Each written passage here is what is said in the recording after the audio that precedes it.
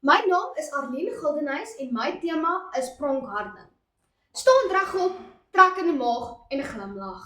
Voorsitter as 'n danser is dit my DNS.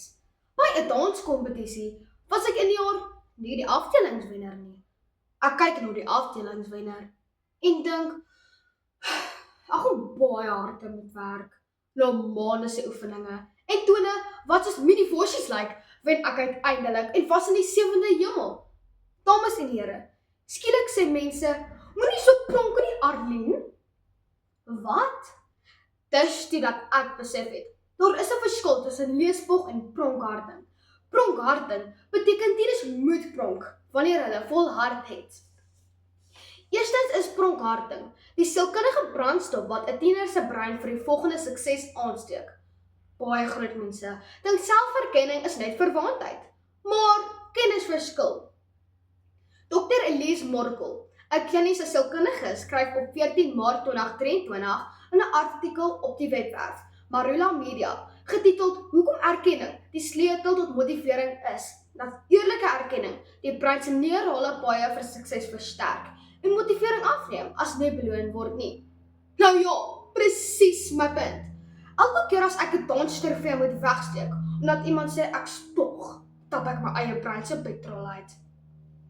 Die neurowetenskaplike Dr. Andrew Huberman van Stanford verduidelik 15 Februarie 2024 in sy potgooi How to use dopamine to overcome procrastination op die Huberman Lab dat die viering van klein oorwinnings dopamien vir die volgende uitdaging ophou. As pronkharding my brein se wifi streepies volmaak, is dit duidelik dat dit 'n moed is vir tieners. Tweedens werk pronkharding soos doen op deelnemerkultuur en louwarm middelmatigheid. Ons leef in 'n wêreld waar jy erkenning kry net omdat jy opgedaag het, maar deelname is nie dieselfde as wen nie. Die opvoedkundige sielkundige Dr. Hendrik van der Merwe waarsku op 22 Junie 2024 in sy artikel Die gevaar van die deelnemerkultuur op Netwerk 24 dat te veel deelnemers sertifikate standaarde kan verlaag. Toe ek dit lees, dink ek aan wedlope, waar medaljes soos konfetti uitgedeel is, alhoewel party dit net klaar gemaak het. As niemand mag uitstaan nie, kom sal enige iemand harder wil werk. So maak pronkharding nie net jou ego groot nie, dit lig die lat vir almal. Dis hoekom dit onmisbaar is vir tieners.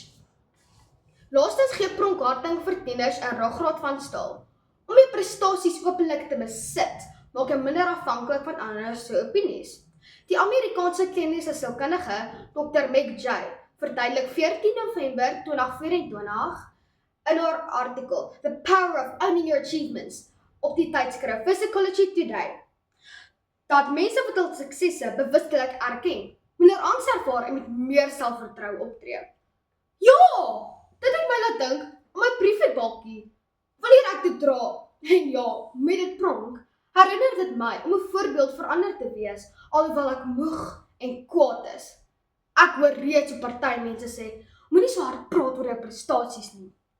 Maar sonder daardie harde, trots stem, sak my ruggraat in soos oorgaar spaghetti. Pronkharding gee tieners die ruggraat van staal, wat hulle regop hou, terwyl die wêreld hulle wil knak. Dames en here, dit is so duidelik soos daglik, dat pronkharding 'n moed vir tieners is, omdat dit hul breine vir sukses programmeer, middelmatigheid doodmaak en 'n ruggraat van staal bou. In die wêreld van middelmatigheid is pronkharding soos 'n wiskundesom. Die probleem is te bang om te pronk. En die antwoord is eenvoudig. Eers weet jy, dan spog jy. Gaan uit en sprei daardie bouvere.